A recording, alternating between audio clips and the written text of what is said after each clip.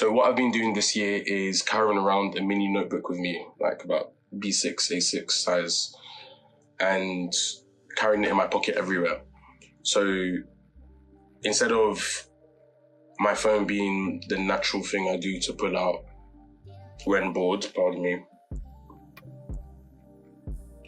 I've been pulling out my notebook instead and just writing random thoughts, poetry. Even when I wake up, jotting down dreams, ideas for paintings, just thoughts in general, philosophies, all of these different kind of things, affirmations. And so today what I wanted to do is actually talk you guys through one of them. So throughout all of this, these just from this year alone, because I do have journals from other years, these are all the journals from this year. So I want to take you through one of them from summer, which I believe, let's go through this one here. This is really exciting because I think these two I'd like not found for a while. I just forgot I had them. I've just realized that there was like a little gap between some of the months.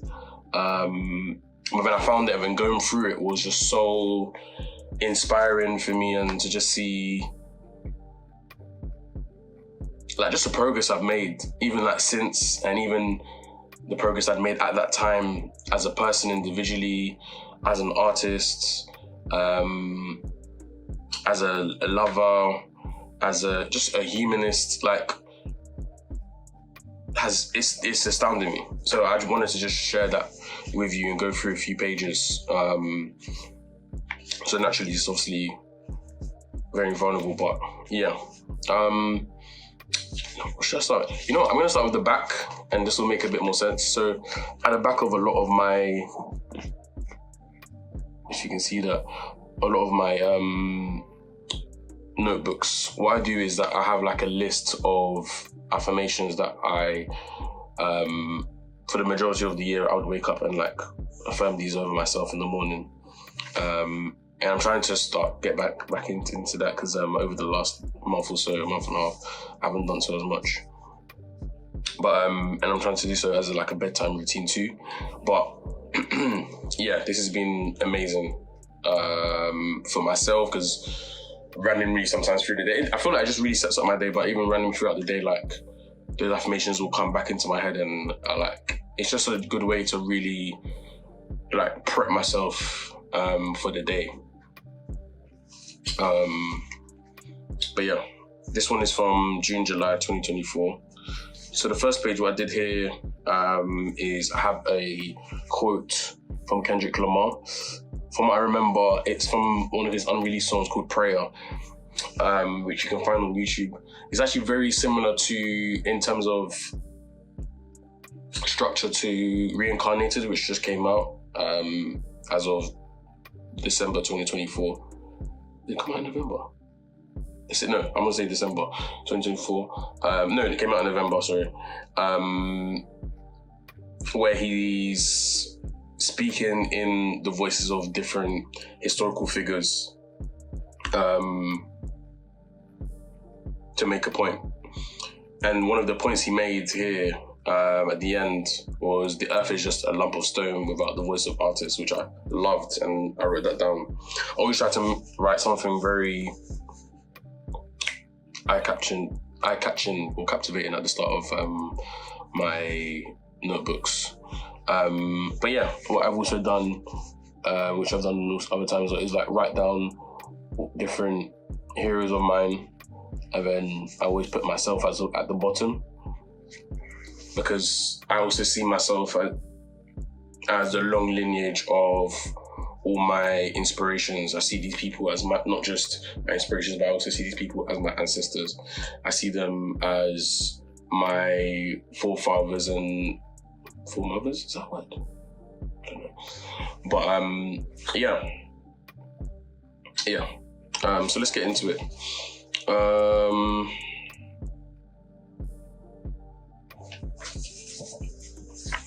This is the first picture. I don't know if you can see it. It says, the sun shines with a different hue now. And then So this day, student loan company dropped 1K in my account. And I remember I was with my partner and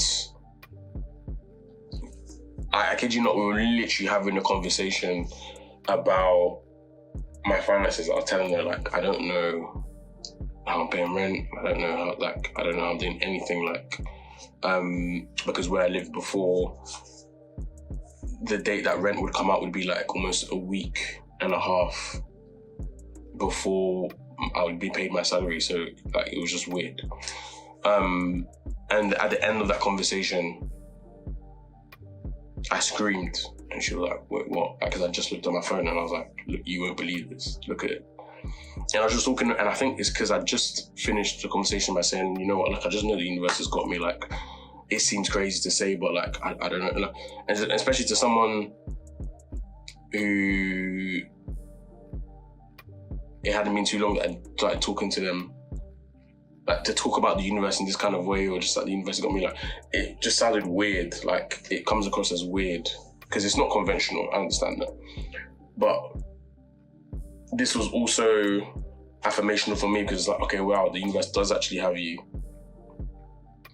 But not only that, it was like I said it. I didn't know it was going to happen this quickly, but it's happened. You know what I'm saying? But yeah. And then let me just see other sides. Bits of what I put in here. So different dreams I probably would not share. Yeah, I liked this little page spread here. So it says, working on a dream is cool until people realize you are working. And it made me come up with a theory. I'm not sure, was it here that I continued the theory? No, but it's a theory that I came up with where people will support you at the beginning and end of your venture. And let me explain what I mean by that. And what I mean by that is that at the start of your journey, when someone says, oh, like, I'm starting a business or this is that, like, people be like, yeah, you know what, great, let me come support you with this, blah, blah, blah, blah, like, congratulations, like, this is great, blah, blah, blah, blah. People also congratulate you at the, and when I say end of the venture, not the end of the venture, not the end as in like the finality of it, as in like once it's in a fully developed phase of it. Maybe it's better for me to say dream, because I said working on dream. Start of your dream, you share it with someone, people be like, yeah, that sounds great, blah, blah, blah. But I think what I realize is that the middle part between these two is a massive chasm where you have to put the work to get from here to like reality, like from dream to reality, from dream to actuality. And this is the middle where you're probably not going to get the support that you would get here and here, because one, people here, everyone loves a dream. Like, we watch films about it, it's in our media, our culture, everything. Like, we love a dreamer. But we also think dreamers are weird. Why? Because we can't see the reality of what they're talking about. And which is why people always support you on this side, because it's like, oh wow, like, I always believed that I was doing, oh wow, you did it, I didn't believe. And so this middle bit is probably the bit that will always be the hardest when working towards a goal, which I found interesting. What else did I write here? Mindless consumption is not research. Mindless consumption is not research. It is not productivity. That's also true. I think I've made a massive effort this year to. I just realised I had tea. It's probably getting cold. Not cold yet. I made a massive. I made a massive effort to not even reduce my consumption, just stop all consumption of just content. Like, if I want to be someone that's creating art, I need to also be consuming art. And so I try to make it so that when I'm not working on art, it's a very high likelihood that I'm consuming art, because it means that when I come back to the art, I'm full of different inspirations and viewpoints and perspectives of the world that can influence my own work. But if I'm always taking in content, how do I expect to be able to make art? Like, you are what you eat. Do you see how I'm going with that? But yeah, I also put underneath that it is an insult to my talents, underlined, which is cool. I also put, what would the 19-year-old me wish I was doing? And I feel like that encapsulates like my whole just thought process towards like my art in general. Like, I've just been thinking, like, I think ever since my friend Josh passed, death has been like a massive motivator for me. And for a while I was like, well, that's a bit morbid. Like, why? How can death be a noble motivator? Like, and I realized it can be. It definitely can be. Like, it doesn't have to be morbid. Like, I think we kind of live in this fantasy where everyone kind of just pretends that they're not going to die. And I get, obviously, death is a difficult and uncomfortable topic to talk about, but and I go into this more in a different video, but if I approach my goals knowing that I don't know how much time I have left to impact the people I want to impact, to leave the legacy I want to leave, then I will definitely go for it more, with more fervor, more ferocity. And I guess this is the same kind of approach that you think of when you think of your 90-year-old self. Obviously, there's a very high likelihood that you will be less mobile, less able to do the things that you want to do right now. Which is why this year it's been very difficult for me to pick up like my Switch, which is like here. Like, I love gaming. Like, I love gaming. I love Pokemon. I love RPG games, role-playing games, for those of you that don't know what that means. But it's been so difficult for me to pick this up because it's like, not that I feel bad to pick it up. And this is not obviously me saying everyone should be like this. I'm just obviously sharing me. But yeah, playing this feels like I'm taking time away from my art. Which is why I guess coming in with a discipline this year helped with that. It's like, okay, cool, I had time, like a chunk of time that I spent with art. Afterwards, can do whatever. But even the time that I'm doing whatever, it's also intentional to lead it back to when I come back to this, that I'm all guns blazing. Kind of like an athlete, where everything you do, everything you consume, food-wise, health-wise, like, pushes you towards being this, like, just towards performance. That's the word. But yeah. Sometimes I write ideas of things I haven't done yet. So like, I've put here clay sculpture with live flowers in it. London equal concrete dreams, which I think relates to Tupac Shakur. Shout out the Fontaine Theory, because I have his top somewhere, which I can't bring out now. But it talks about being the rose from the concrete, which is based on that same concrete dreams. The concrete dreams. I might be hashing it up, but yeah.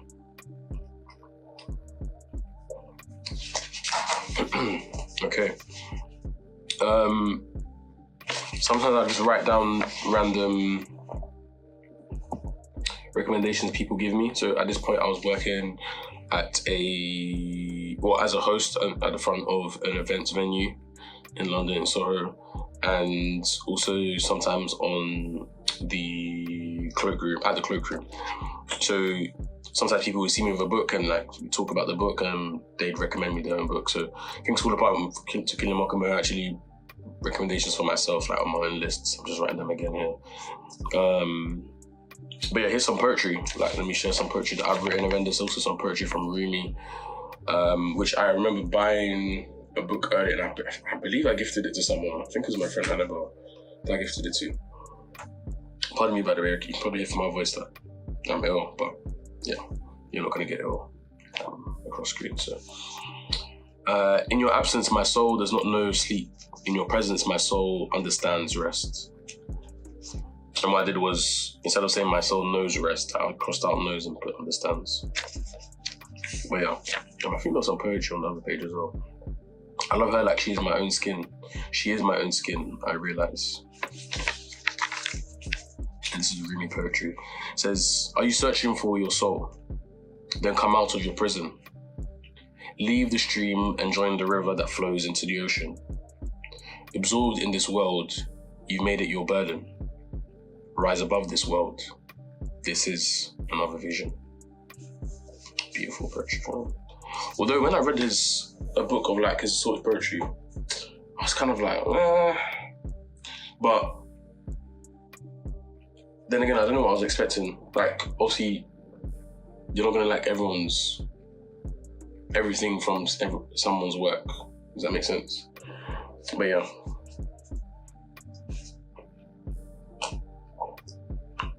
Here I put, love expands the heart, perhaps even past breaking point.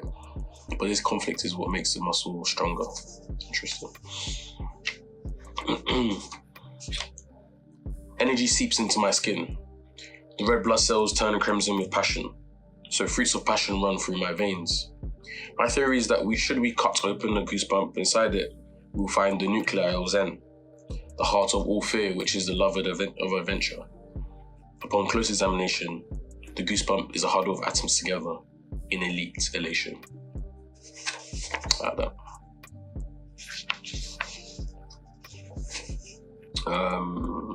What's on this page here? This is another interesting page. Again, just random ideas. Normally, all of my other ones have like dates on top of like every single iteration I make. Well, under each, after I have the date, and then everything from that day will be underneath it. But this one doesn't seem to have any, which is interesting. But it does say June, July here.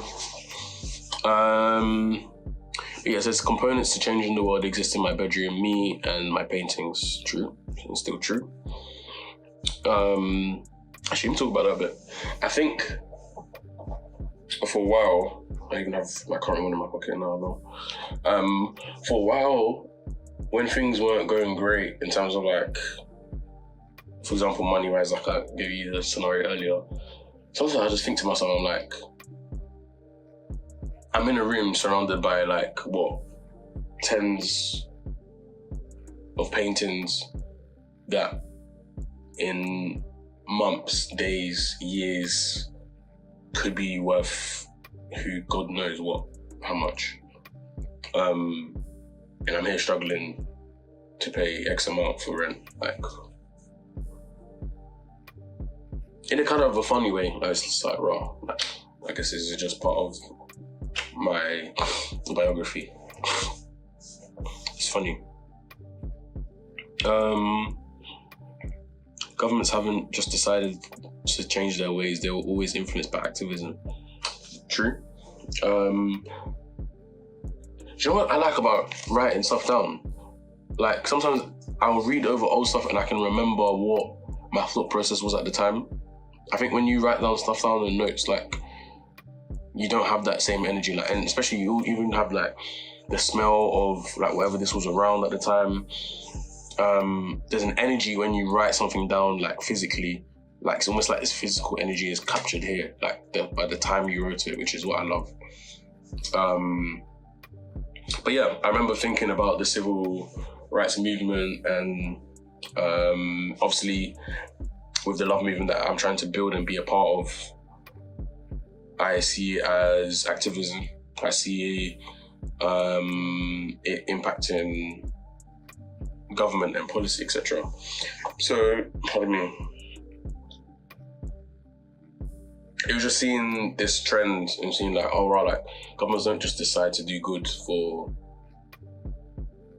the poor class. Like their hand is always forced into doing these things because it doesn't benefit them. They're not part of the poor class, which is interesting to think about. Resistance does not feel normal to most. I think I wrote that down as, I guess, kind of a reminder to self to just be like, you're not normal and that's okay. Or some parts of my art will provoke people, and again, they'll be like, why can't you just not do something like that? Like, but again, it's my message, it's my vision. Our people don't have to see it straight away. They don't have to ever get it. And I think this year in particular is where I came across the understanding to just be like, yeah, you know what, I'm comfortable with that. At the bottom of the page, I put anger equals hope.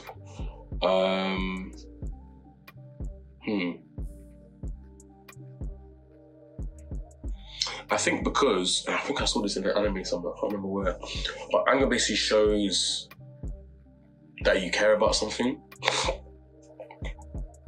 So like there's like one of my paintings, probably behind, there's loads of paintings like layered behind there, but I think a character was just talking to someone and saying like, you being angry shows that you care, which I guess sounds very simple, but then it just shows that,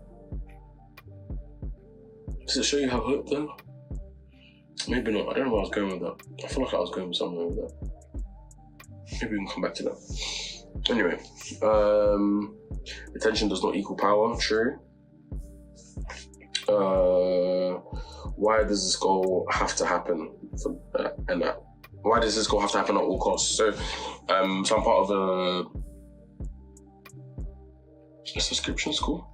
A school which I pay for, called the Mystery School, and they are all about pushing creatives to their limit. In terms of a lot of creatives' downside or the thing that holds them back is themselves. The way they look at themselves, the way they treat themselves, the way they perceive their art, the way they approach their art, how much art they produce, etc. Like all these different things, mental state, like all these different things, how they present themselves online. And the school is great for that. Like, and this is, I never really saw it like this, but like this is a way I invest in myself to make sure that I'm just investing in myself. I'm getting better at what I can do, not just by iteration, but by having like an external mentor of some sort.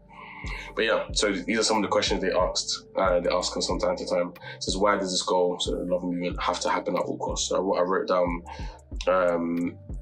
back in June, July was, the world is crying out for it. People know better is possible and exists, but they need a push, a catalyst to do so. True. And then it says, why out of all goals that exist in the world did you choose this one? And I said, because to me, all other goals pale in comparison to this one. The world, society, the systems are dying and failing us. This is all that really matters at the end of the day. The reason I want the goal is always more important, more inspiring than the goal itself, which is something the school said, which is interesting. The reason I want the goal is always more inspiring than the goal itself. That's actually true.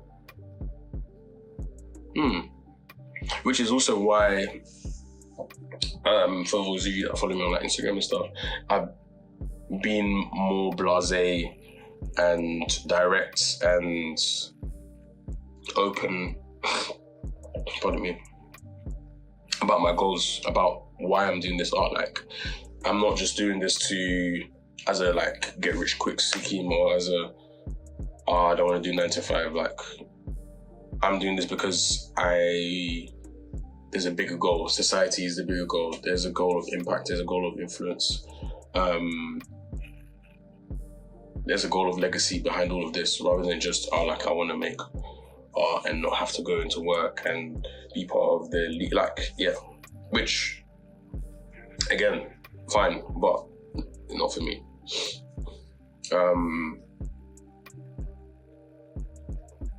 The world is divine mathematics. So yeah, that's a quote I wrote down. I like that. I want to always be excited by her presence. Oh, sometimes my poetry like surprises me, Big up. I noted down that. Well, jotted down that my film cameras that come at the time, and also okay, so there, you can see the date, that thing I was talking about here, where I'll talk about certain dates.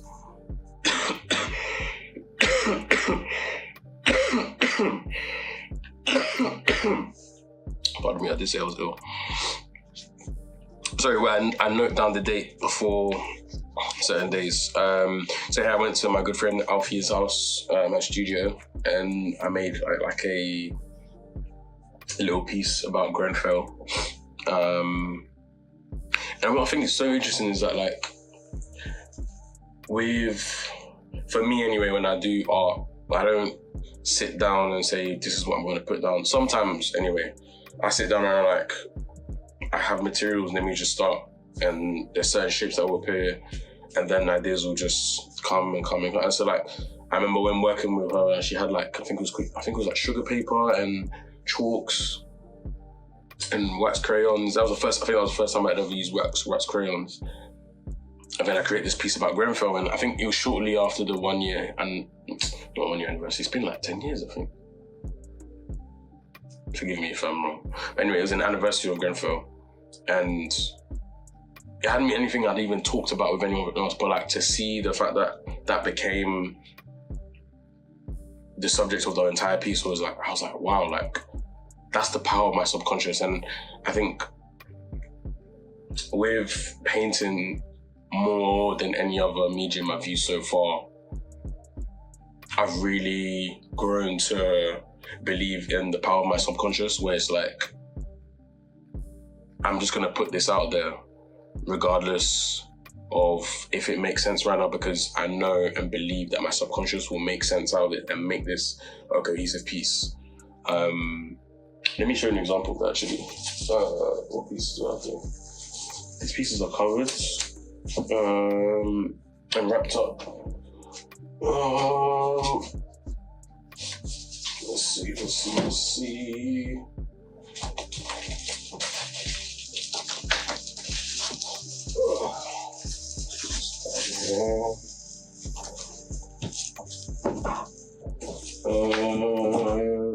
Maybe this isn't the best example to use.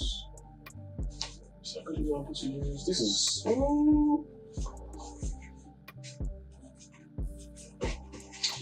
The reason why I'm putting some of these down is because, for example, the Only 20 Million Dead painting based on the Congolese humanitarian crisis, I knew at the time I was going to do a piece on Congo. Like, I was just like, no, like, this is something I want to do a piece on. So it's not the greatest of examples. But it does show that, like, my ideation process can, like, change. It's diverse, I should say. This one also, I knew I was feeling a way, but I didn't know it was going to end up in masculine. Maybe I could use this one. I feel like I wanted to take out a different piece, but yeah. Where did I start with this? I feel like I started with this like beanstalk tree thing. I mean, as I started going on, I realized, okay, this is going to be a piece about masculinity, and then all of this came out. But yeah, I don't always know what I'm going to do, what I'm going to paint and stuff. So I think that's what I really enjoy about painting. It's like sometimes I don't know what's going to turn up. I know it'll be good and it'll be interesting. And I think that's one thing the schools taught as well, is the fact that, like, if you have a message and that message is kind of like your guiding light, which the school calls it your Polaris star, that is enough. Like, that will be enough. So, like, you can have all the source material in the world, whatever, like, but like, if you have that there, then you, like, everything will eventually fall in place towards that. That's how I understand it anyway, which I really like. Wow, I've been talking for half an hour. Damn, I'm like, yeah. Okay, maybe let me go to actually maybe certain pages.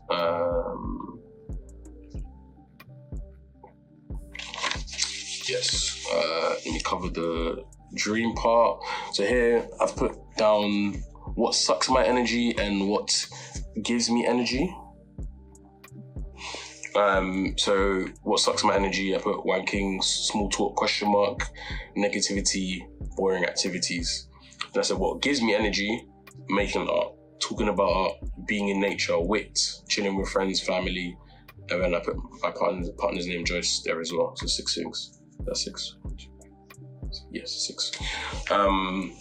So yeah, like things like this, doing things like that just makes me be able to be like, okay, cool.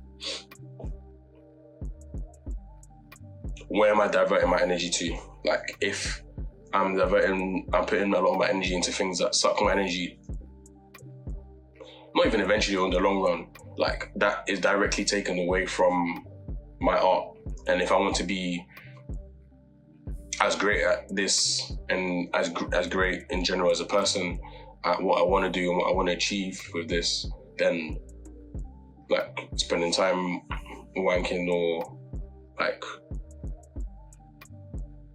being negative or having small talk with people, like I can cut that out.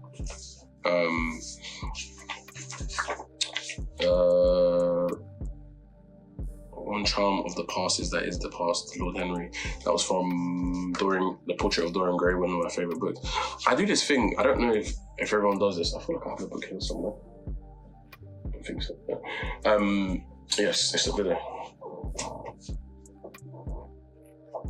I do this thing where, like, this is one of my like top 5 books of all time, but I'm so far in, I'm like only that far in, and I'm like Oscar Wilde's writing, fantastic. The pages even come off. I need to get it. But I almost don't want to finish it, not because it's not good, but because what if the ending's crap? Like, and it also sometimes makes me. How do I say this?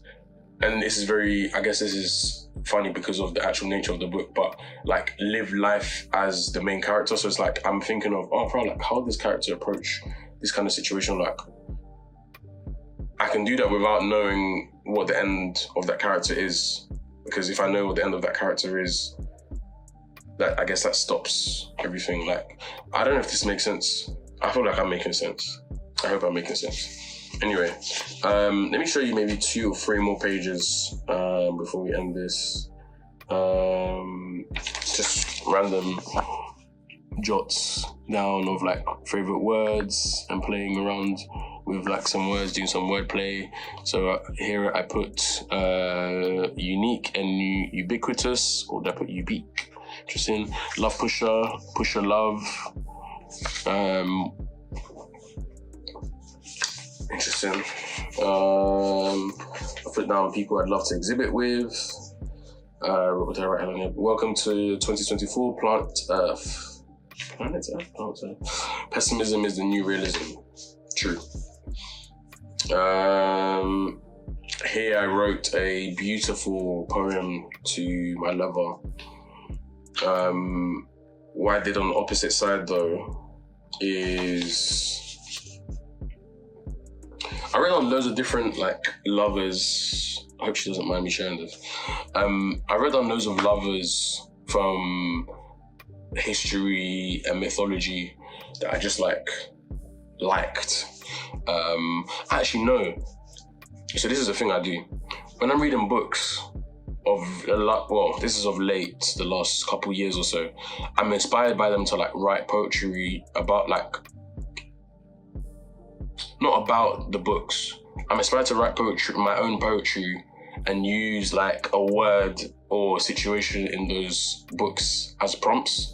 So for example, the main character Dorian Gray is in love with, at one point of the story, that's not the story's premise, but he's in love with this girl who's an actor, and every day she's doing different plays, like she's doing Shakespearean plays, being Desdemona from Othello, or she's being Guinevere from King Arthur, or looking after legends, myths, whatever. That she's Juliet.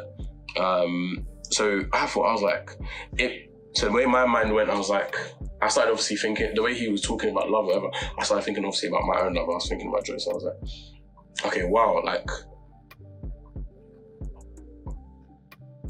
what if,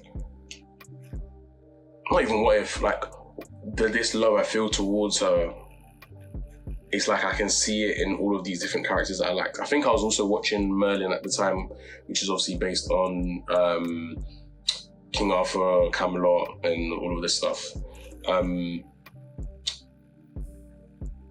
So I was like, I can see my love within all of these things, like with all of these characters. What if this love didn't just exist now? Like, especially because there was a strong feeling when we first met that, like, this is like, okay, this is not someone I've just met. Like, why do I feel like I know this person, like, from years back, like from when I was born or something.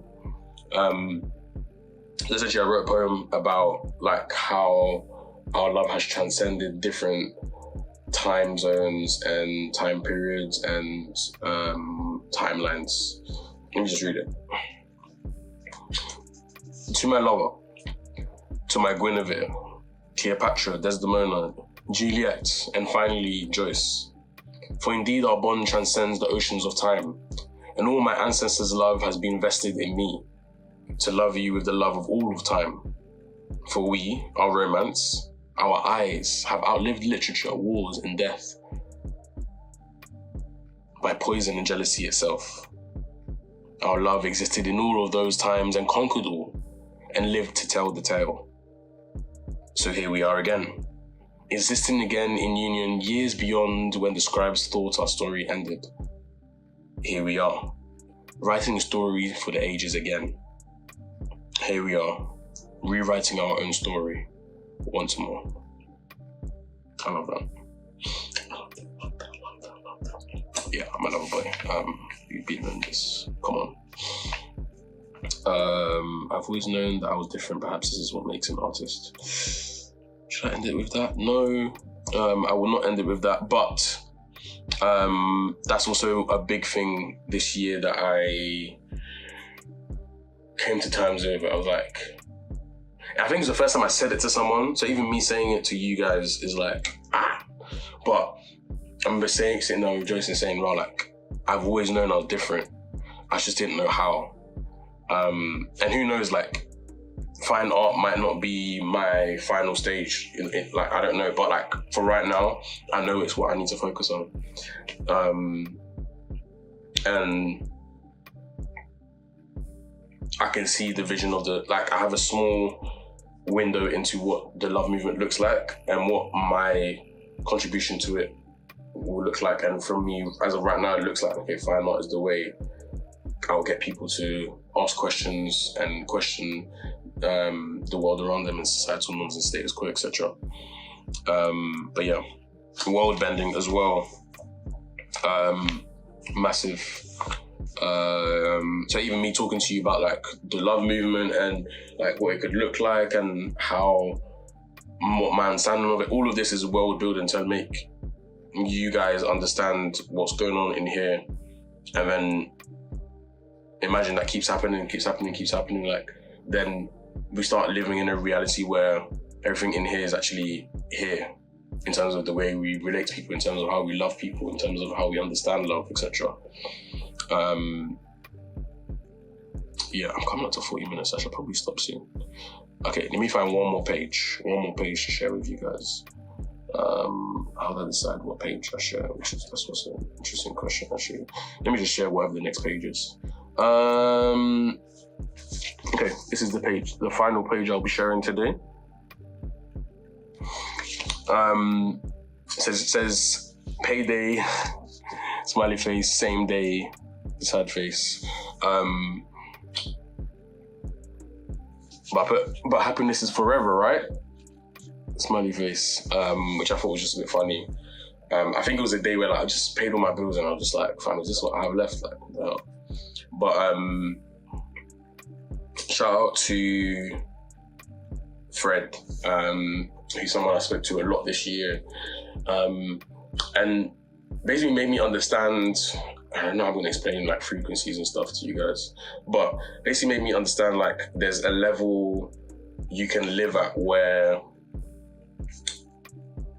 earthly needs and stuff become tertiary importance. I want to say even like, I don't know if auxiliary is like really tertiary, but like just like auxiliary importance, where these things don't affect your, obviously they'll affect your emotions, you decide whatever, but like you recognize that there's more to life than fighting for rent. And I guess that sounds weird, so let me try and explain that a bit more. Sorry, I need to cough.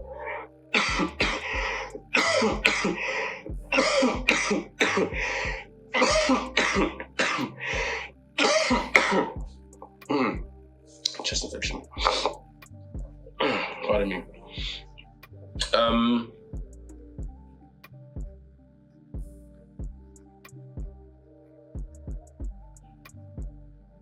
I think when you live from an understanding that the universe has got you, that everything is seasonal. Yes, you'll be met with like very peak situations where you're just like, bro, like what the hell am I going to do? But a solution will always appear, or a route will always appear if you just keep going. And I think keeping going is an interesting way to put it, because it's like, I feel like waking up every day and deciding, okay, I'm going to do something about this, is just that taking like a step forward every day. Like, I think going into this year, a strong, I guess, maxim I had was just like, I can't complain if I've done everything I can today to make my tomorrow better. And in many ways, like, maybe because we live in like this microwave society where like we have solutions like this, like ChatGPT will respond to us like this, you can Google stuff like this, like you can order delivery or like your food to come right to your house, like internet should be working like this, like all these different things. It's very, and also because like things like TikTok has made success feel like it can be overnight. Pardon me. People don't realize that there's days, months, years, sometimes even decades of work that has been done underground, away from the limelight, for some of these successes that we see. But yeah, anyway, let me finish this off. Falling in love with my life, not romanticising it, Evie 2024. Shout out Evie, she's one of the most beautiful, amazing people that I met last year at the Selection Boiler Room. No, wait, I didn't meet her there. Where did I meet her? I met her that same summer, but it was at the Play PM, what's this thing called? Play PM, like block party in Stratford. Like, just met there, like cool as hell. Saw her again, vibed. Yeah, just cool person. And I think I caught up with her around this time, and she said like, I'm falling in love with my life, not romanticising it. And I was like, wow, like, do you know how deep that is? Like, to say that you're falling in love with your life and not romanticising it. I think because, and I think I've been guilty of this as well. Sometimes I say, like, I'm just trying to romanticise my life. Like, no, sometimes we need to live in the reality of it. And love that reality of it. And loving that reality of it means enjoying the journey. Like, so like, you know how I just talked about like taking steps forward, like enjoying those steps forward that you're taking, enjoying the not so happy moments, and being content within them, but not so content that you don't do anything, but content that you're like, okay, this is where I am. Like, understanding that, okay, this is where I am, but it's not where I'm gonna end up. Does that make sense? Cool. What did I put down? I've got so much wrong. I was fixated on loving friends, but when the love I needed most was showered on myself. Was fixated on loving friends, and the love I needed most was showered on myself. I feel like I meant to put in. Inside of ourselves, we have a community to feed. Okay, I see what I meant. Yeah, self-love was massive for me this year, you know. Like, life is funny. It's like, I feel like some of our biggest lessons are things we already knew. For me anyway, let me speak for myself.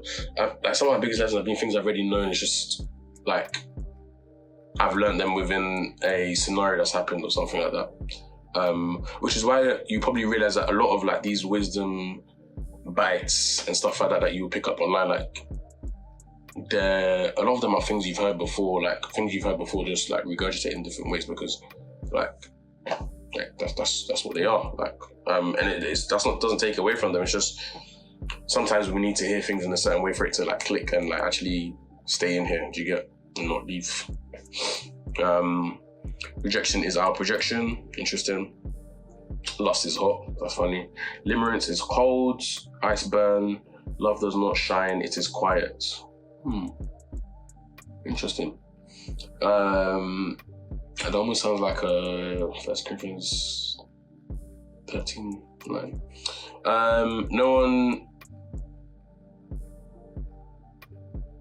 No one I love makes me feel lonely. Interesting. I like that. Lust does not bind me anymore. Come on. This is from Merlin, so I literally was talking about Merlin a few minutes ago. Here. And that was like a triskellion, just basically an artifact of, I think, people that were like druids, and I really liked it, and I think it actually ended up in one of my paintings. So this is how like my notebook translates to this very, very well. Is that piece here? Oh, I don't know if that piece is. Am I going to do this in the video? Probably. That piece is actually here.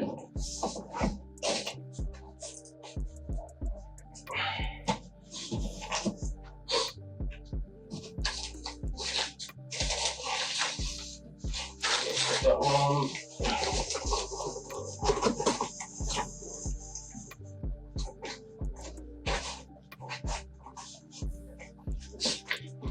Oh, that could have been a disaster. We'll just put this down actually.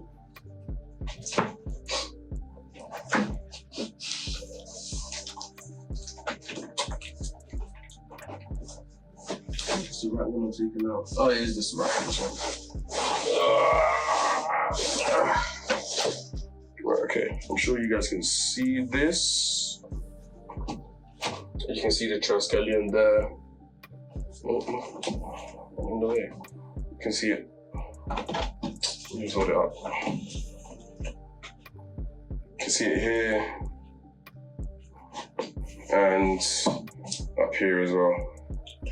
It's actually like a Celtic symbol of peace and serenity, I think. But yeah. What's on this page? The flower does not dream of the bee, it blossoms and the bee comes. Mark Nepo. I think I met someone whilst visiting a house. I don't know if he was homeless. I forget about this too.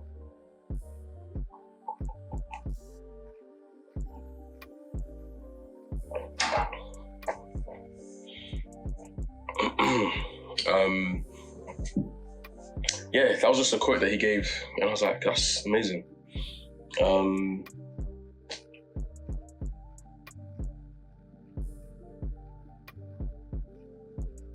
did I take that quote?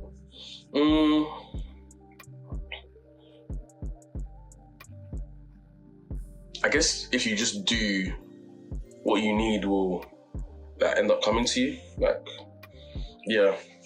And the last bit, they've been waiting for me 1,000 years.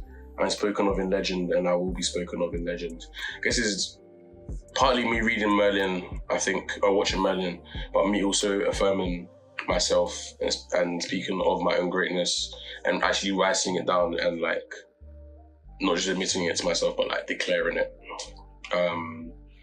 But yeah, I'm gonna stop there because I might as well talk for an hour, innit? I might as well talk for an hour. Actually, no, let me be a man of my word. I said this would be the last page, so pardon me.